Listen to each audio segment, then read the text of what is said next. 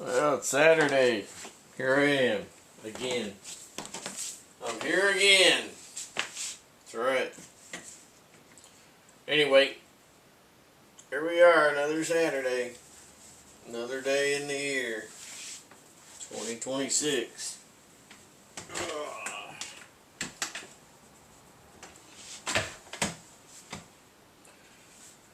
So,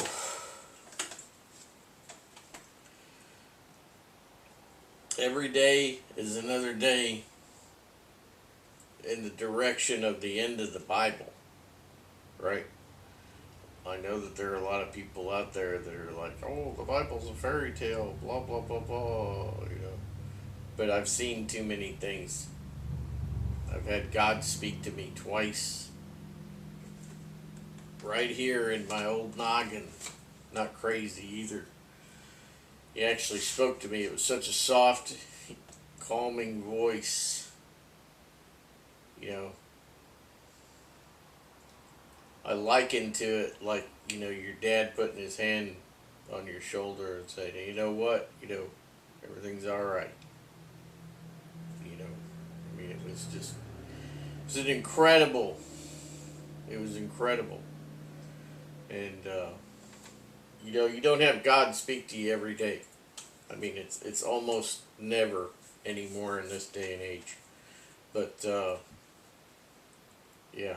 I spoke about that once before on the channel. One of my viewers, who's a friend of mine, of course, through the internet, just pen pals, I guess you call it. Modern pen pals. Anyway, he ended up going back to school, and I hadn't heard from him in a long time, so probably got busy with life. Forgot all about outdoor stuff and Christianity and whatever, I don't know what he's doing, what's going on. People come and go sometimes in your life. I mean, this is how it is. We just wish them the best, and that's all we could really do.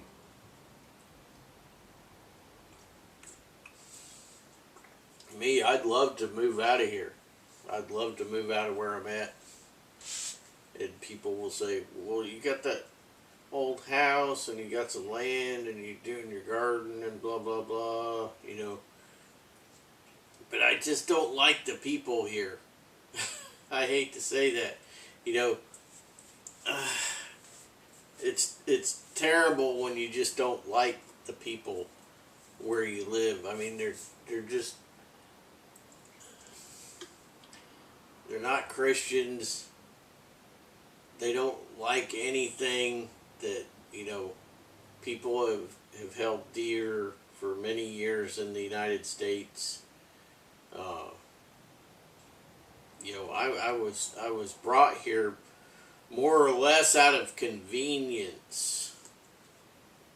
Not for myself or my personal interests, but for other reasons, which I won't go into on the channel, but, it was really the only option. It was the only option. Luckily, the old woman that sold me this place, I mean, she was pretty old, She reminded me a lot of that woman Abigail on the old TV movie series, or what do they used to call those? I don't know. The 4-part series, for TV, Stephen King's The Stand. So the lady that sold me this place reminded me of Abigail, the old woman sitting on the porch strumming a guitar, And she wouldn't sell this place to anybody till I came along. She was very particular. Anyway, she's gone. She moved back on up to Maine with family there, and she eventually, when the jab happened, she passed. Yeah, a lot of people passed right after the jab because, older and weaker people you know, were more susceptible to the poison that they put in it.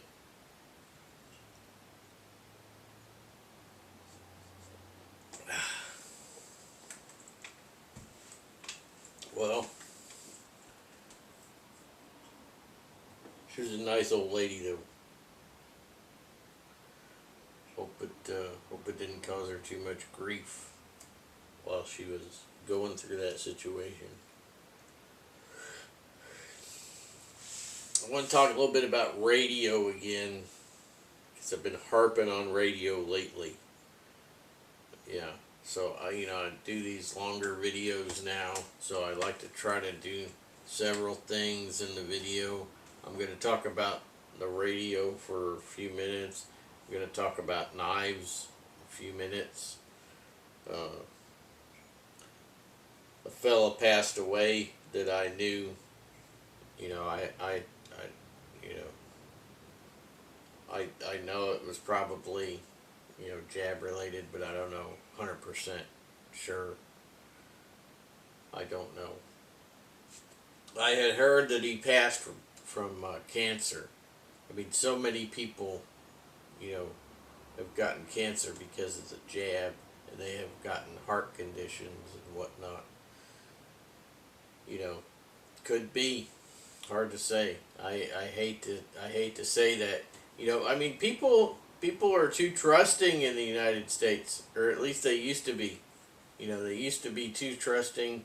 After the jab, I think people's trust went away. I have absolutely zero confidence in the medical system now. Zero. Did I say zero? Zero. Medical doctor carries no weight with me. Zero. Nurse, zero. All of them, zero. Because they caved into the pressure and they went along with the scheme, of whacking people. Because, I've got to have my job. I have to have my job. They got him bent over a log,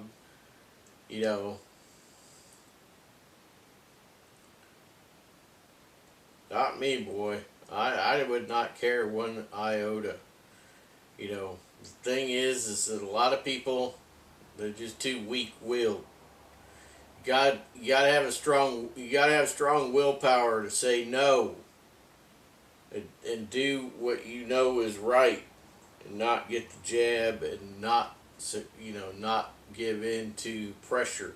I mean, we learned that as little kids, to not give in to peer pressure. But I'll tell you what, when the jab thing came around, peer pressure was high, real high. And being a Christian, it's hard for me to say this, but the middle finger I was hard pressed not to give the middle finger a number of times. It's funny, it's not funny, but it's funny, I mean, I am not one to give in to peer pressure. I do not give one crap. I don't care. I'm not into people trying to manipulate me, with their words, which is witchcraft.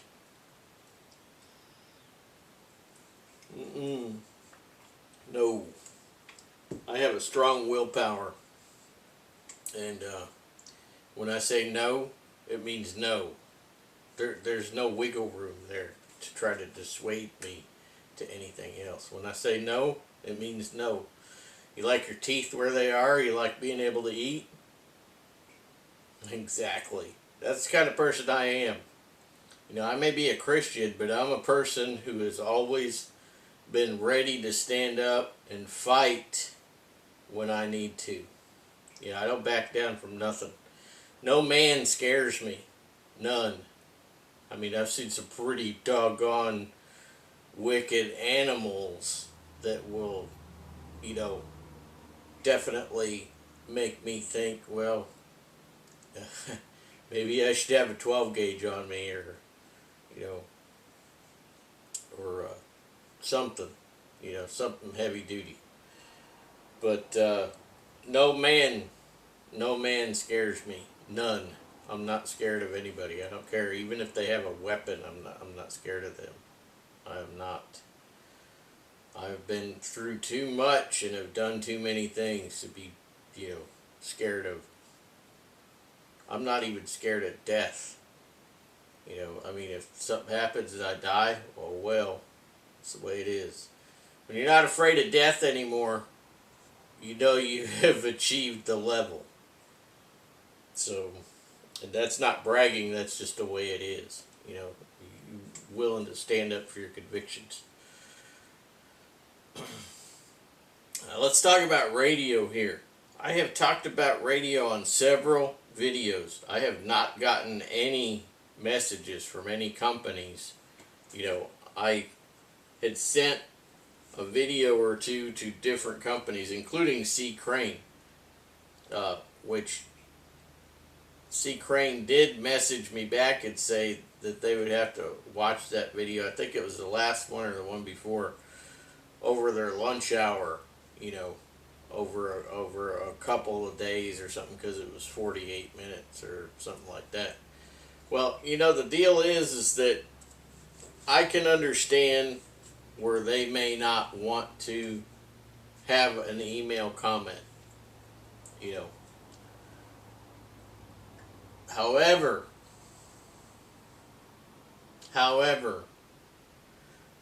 my thought mentality about this is that we had shortwave radio for a reason, and now it's almost non-existent in the United States. You know, most channels I pull in on my shortwave radio are Spanish-speaking channels. Spanish-speaking from Central South America or somewhere down there. You know, almost nothing anywhere else. I mean, there's some Christian channels here and there. I mean, if you get the right time of day or whatever, get the right frequency tuned in, whatnot. But the thing is that there is, I'm going to tell you this, that number one, internet radio, okay, and satellite radio can be just turned off by the government. Let that sink in. Internet radio and satellite radio could just be turned off by the government. You can't turn off frequency. So when you send out signal on shortwave and somebody has a receiver, they're going to receive it. Okay? You can't turn off a shortwave signal. It doesn't go through electrical lines. It doesn't go through a satellite. Do you see where I'm going with this? If somebody out there has a receiver that can receive a transmission that you put out on a shortwave frequency, that they're within receiving, you know, the receiving parameters, okay, if they have, you know, the ability to receive that signal, then they will get the message. And the government can't do anything about it. They can't. Unless they knock out that shortwave transmitter. You see. See, this is the thing, guys. We've got to have shortwave transmitters all over the United States. We have to have shortwave transmitters. So many guys are into ham radio, okay? Which is fine. I've got ham radios here, okay? and if the grid goes down, I'll get on one if I need to. I mean, but the thing is that we need shortwave. What's the use of having a shortwave receiver if there's nobody transmitting? You see what I'm saying? There is absolutely zero reason to have a shortwave receiver if nobody's transmitting. We need people to be transmitting. We need radio stations to agree to also transmit on shortwave. You know, there used to be places around the country that still did shortwave. Try to find it now. Even Voice of America, which I'd never listened to, but I mean, that's supposed to have been some big news hub, you know, for the United States. I mean, they got Voice of Greece, you know, I mean, other types of stations like that around the country, or not around the country, around the world that still transmit on shortwave.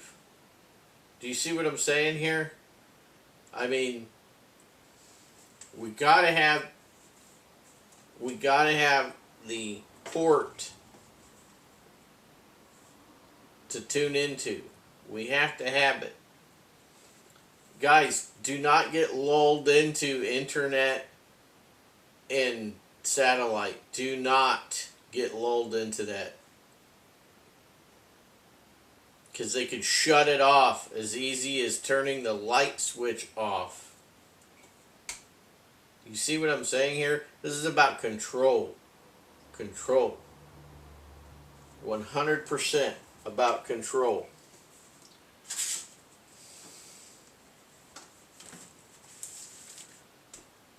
And then companies that are producing shortwave radios right now, a lot of them also produce internet radios, and they might even produce satellite radios. I don't know. I think most of them produce internet radios. But the point is that if they shut it off, if the government shuts it off, it's a useless box. But if you have people that are transmitting real frequencies on shortwave, the government can't shut that off. They can't jam everything. Okay? I'm trying to drive it home about how important shortwave is to people when it comes to bad times. Okay? When it comes to bad times, shortwave is where it's at.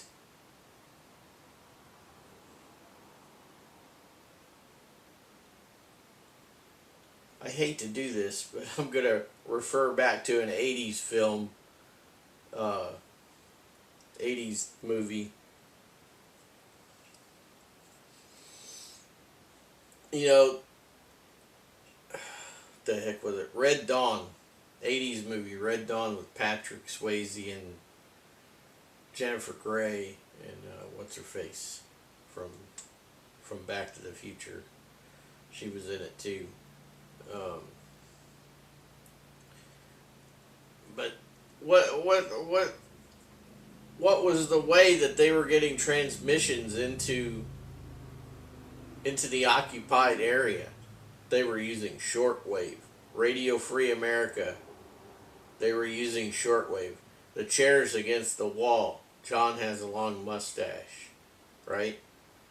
I mean, you're not going to be able to do that with shortwave if they don't transmit. If you don't have anybody in the dang country that has transmission of shortwave, what's the point? They're going to shut off the internet radio. They're going to shut off satellite radio. You will have nothing but silence or static. I can't drive it home hard enough. I feel like I'm talking to the wall a lot of times when I talk about things like this, right? I got 20 minutes left. I'm gonna divide some more of my time here, because that's what we do. We've got a certain amount of time here. Got to make the best of it. Well, I've talked about shortwave and its importance in these times. And I need you guys to step up and contact radio stations. Some of them used to have shortwave. They used to put shortwave, programs out on shortwave. Thing is, shortwave head unit is about 20 grand. That's right. It's about 20,000. But the thing is that, radio's on its last leg. Well, that's because you're letting it be on its last leg, because you think that the newest thing is the greatest thing, and it's not. I'd rather have to tune in to, I'd rather have to sift through the static to get a proper shortwave channel and hear real news, and not be worried about the government just flipping a switch and shutting it off. I'd rather do that than have, internet radio, crystal clear. Oh, we don't want them to hear that. Flip the channel off. No. That is not what we want. We want to be able to sift through and get the information. That's what we need. I know a lot of guys that watch this channel are probably survivalists or preppers, former military, etc. You guys got to help me out here. You guys got to get involved with that, contacting different radio stations and such, emails, telephone calls, whatnot. We got to get shortwave back up and running. We got to give these companies that make these radios an excuse to keep making them. I don't want to tune into Nicaragua news. I want to tune into United States news. Yeah. All right, on to another subject. So another subject is knives. So, as I said not too long ago, this fella I knew, and I'll name him, his name was Reuben. And he was a world traveler, really good guy. He taught survival for ESEE knives. He had one or two knives also with Tops Knives. I know he did the Cub at Tops Knives, which is a nice little knife. Unfortunately, I don't think they make it anymore. But it's a nice knife. Thing about Reuben is he wanted to be a certain size so that he could get away with taking it into different countries, So most of the knives that he had with ESEE and Tops and maybe he had some others, they were all small knives, little bushcraft knives. Now this particular knife is made by Tops. This is actually one of my. I'm usually a medium to large knife guy, but I do like some small knives. This Tops Tanamboka Puko here is one of my favorite small knives. But I've talked about this a number of times, and there are videos here on the channel, so you can go and check it out if you like. This particular one, I reground the blade by hand to Scandivex. So I put a micro convex edge on it. It's very sharp, very good knife. So this particular knife I got recently. I was a bit irritated with the seller. I went through a store. Now this knife, when advertised, was advertised as the Camp Lore. It had the Camp Lore logo on the blade of the knife, and it had the Camp Lore logo on the sheath. The seller pulled a switcheroo. You know, it was basically just a bait and switch. And I'm not going to tell you who the seller was, but I told the people that own the store, hey, you need to tell these people some stuff. You know, you need to let them know I'm not happy with their the way they're doing things. I mean, we're all trying to make a dollar out here, right? I mean, but the thing is, don't screw people. Don't make them think that they're getting something that they're not getting. The reason why I wanted an RB3 is because Reuben designed the knife. It had the Camp Lore logos on it. You know, and all that stuff. It's a little bit special. I don't know why ESEE does that. They started with those logos, and then all of a sudden just discontinue using the logo. I mean, if you're going to have a line, and you're going to call it a certain thing, and you're going to have a certain logo for it or whatever, keep it. Don't jerk people around and swap back to something else later, creating confusion or people getting upset. Don't do that. Alright, so I've got this chest bag here from Hill People. So this is the knife. You notice that it has no logo on the sheath. It's a basic sheath, right? It has no logo on it. Set this down here for a second. We'll get back to that bag. So the knife has a full Scandinavian grind on it. It's a true 0 degree Scandi. Has this ESEE logo on it. Now see, this is what they swap knives to. They'll do a certain logo for a certain period of time, and then they get rid of it, and then they just do their basic ESEE logo. I don't agree that at all. If you're gonna like promote somebody who designed a knife for you and put in a lot of work for your company. You know, I know old Reuben, he used to like teach regularly for them. You know, they had survival courses and whatnot. If you're going to put in the blood, sweat, and tears, and you're going to, design this a certain knife for them, and it's supposed to be a certain line, you need to keep that logo. You need to keep it. I mean, hey, don't go around ticking people off just because you want to change back to your logo promoting your company. I mean, you get more respect by keeping what you started out with and being,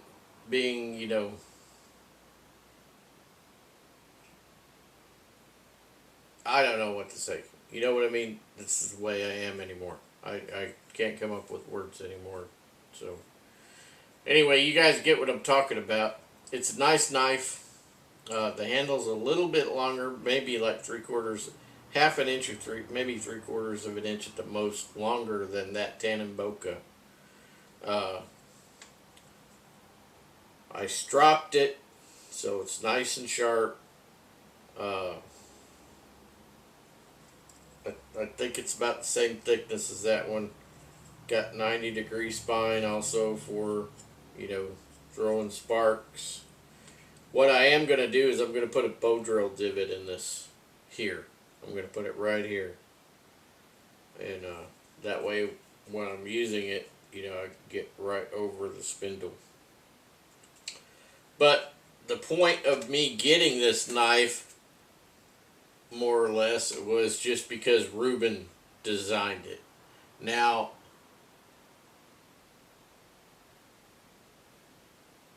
you'll say, well, logo shouldn't really matter, blah, blah, blah. Well, it does matter, and it matters to me.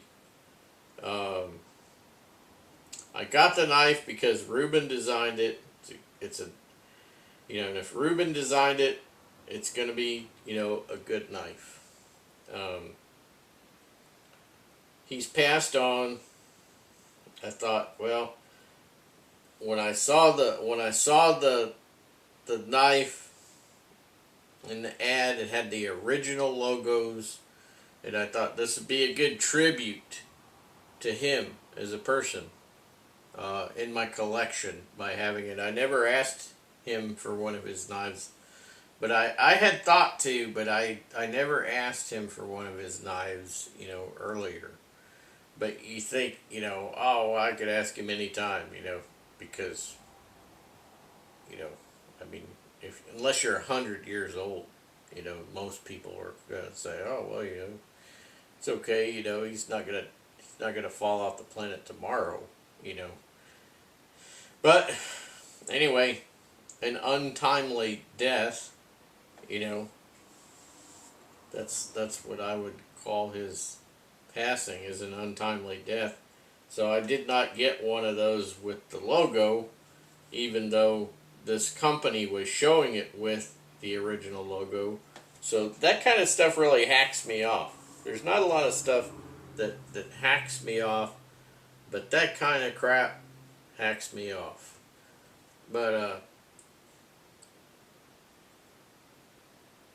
but the most important thing is to have a knife that he designed, and I've got a cub, tucked away, which won't ever be sold, of course, because Topps no longer makes the cub either, which to me is, that's a very good small knife. It's especially good for ladies and small people. Reuben wasn't a huge guy. I mean, he wasn't some little wimpy guy either, but he wasn't a huge guy, and so you could see that his knives fit him very well. Super nice guy. I mean, he would give you the shirt off his back, if necessary. I mean, he was also a very lightweight guy as far as like what he carried when he went into the outdoors, and he did little things. Now, he had two of my knives. He had two of mine. He had one that I gave him in 2014, I think it was.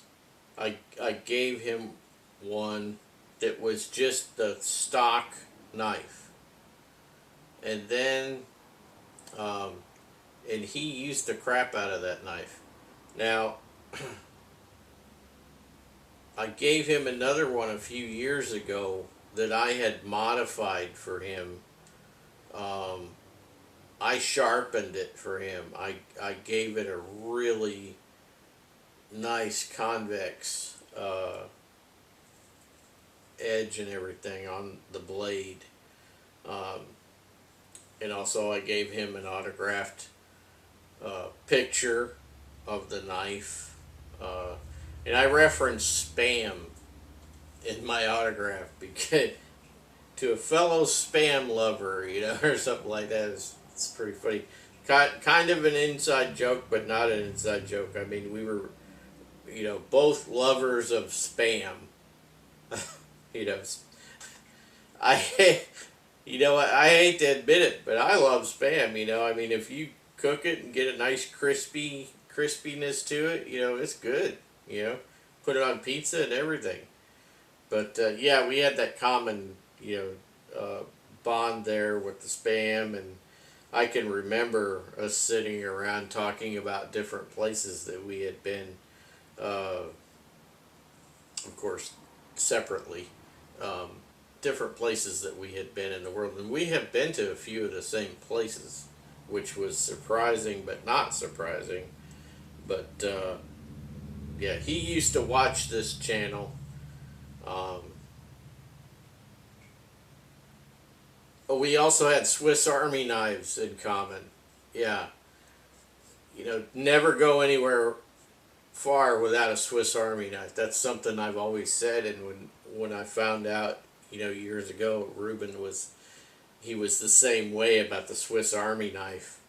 I was like, man, you know, yep, never go anywhere far without your Swiss Army knife. You know, if you got a nice Swiss Army knife that has, you know, a basic blade or two, saw, you know, magnifying lens, it, you know, just some basics. It doesn't have to be super basic. It should, well, I should say it shouldn't be super basic, but it doesn't have to be like, you know, 3 inches wide or anything. I mean, a Swiss Champ or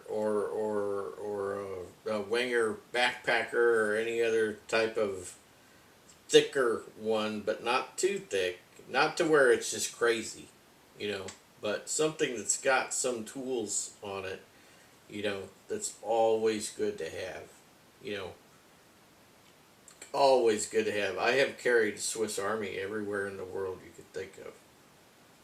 I've got 2 really good ones. I've got one that I've carried for about 40 or 50 years, and then I've got another one that was the one that I have that's newer was produced by Victorinox when they bought Wenger, which my first Swiss Army knife is Wenger. But when Victorinox bought Wenger, they made a knife that was something to lure the Wenger customers to Victorinox. Yeah.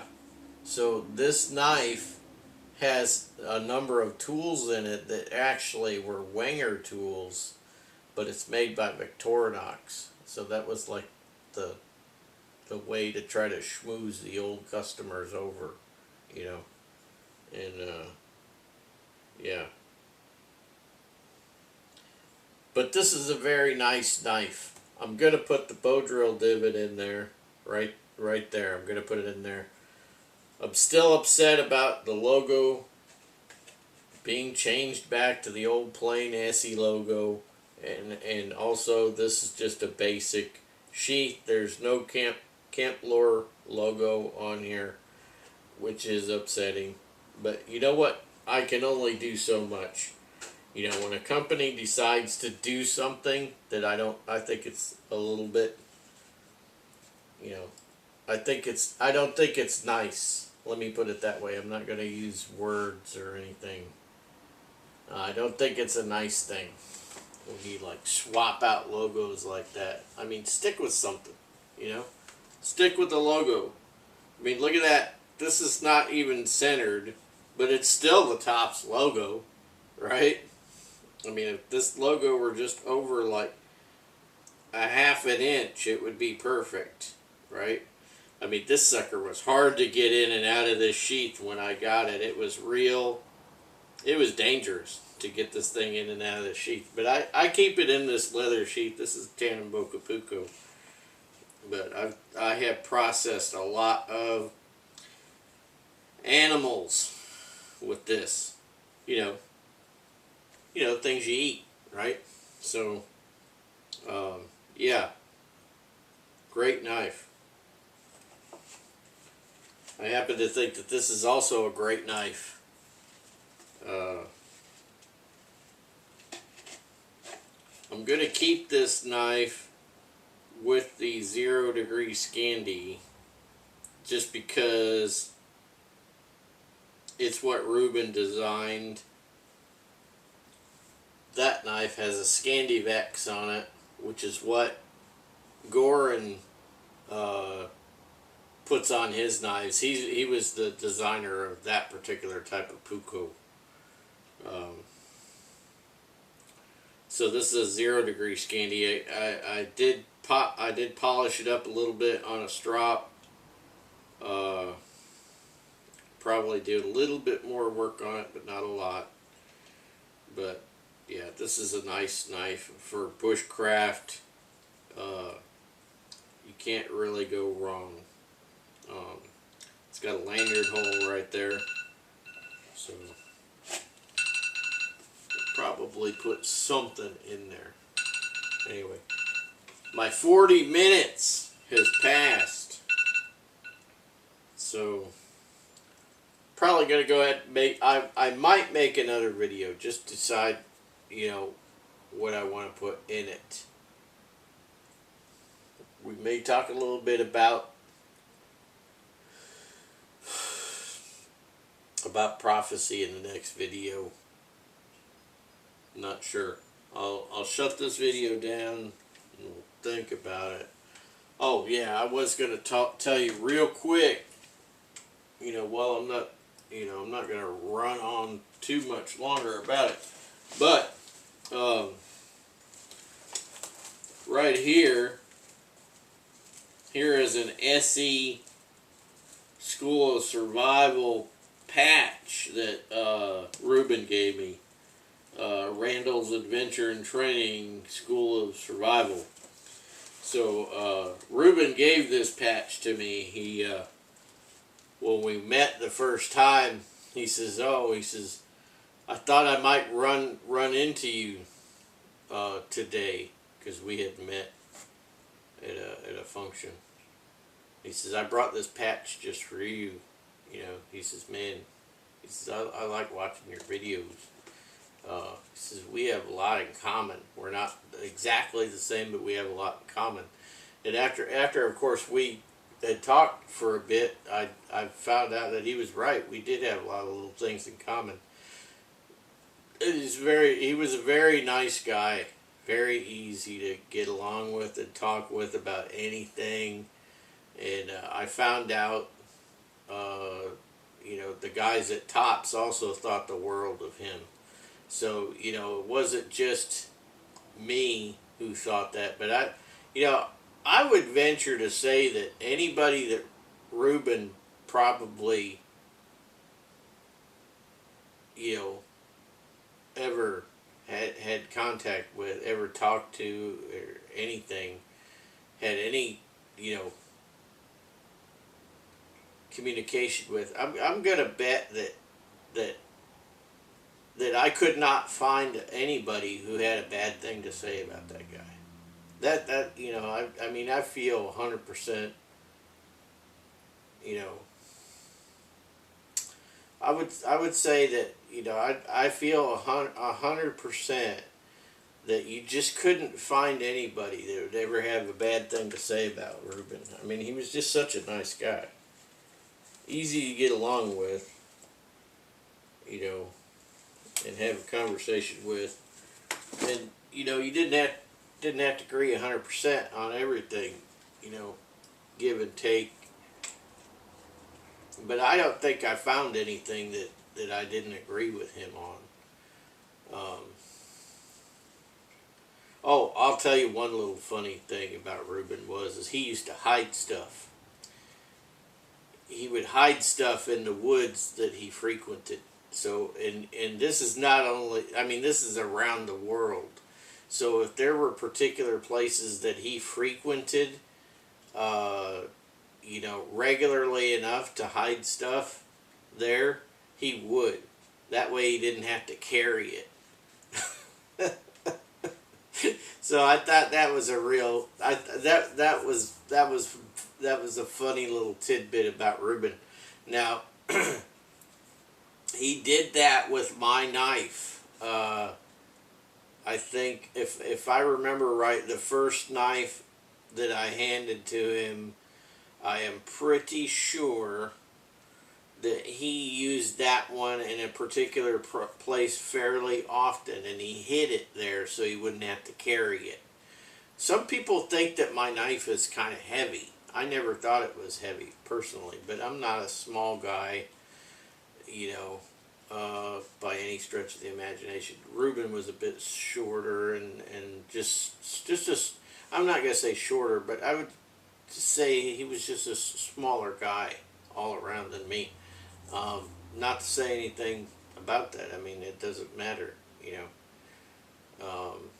whether you're a big person or a small person. You know, just doing everything the way however you do it, right? So, but yeah, so he would avoid weight in his rucksack by if let's say he had a camp that he would frequent on a regular basis, and he liked to use certain things at that camp. You know, he would find a hiding spot and hide stuff there. You know, so that anytime he went there, he already had those things on, you know, on call. So didn't have to carry it. He was not big on carrying a lot. I can remember that about him. But anyways, all good memories of him, and I hope and pray that he knew Jesus. You know, I hope and pray that he was a Christian. I never did broach that subject with him. But, I mean, most of the time we talked about survival stuff, right? Anyway, so keeping this knife in memory of Reuben, and I'm going to use it also, probably use it in a video, you know, sometime this summer. I got a lot of things to do this summer. I've always got a lot of things to do. One thing I'm going to do is I'm going to bring out a bunch of my knives, and we'll discuss them, and we will use some of them, and, you know, talk about different things to do with them, and so on, and why I have them, and why they've always been in my collection. You know, because I'm a knife user. I don't collect just to collect. I collect stuff that's useful, you know. Alright, well, that's it for now. That's it for now. If I think of anything else, I'll do another video, but I've always got stuff to do as well. Catch you later.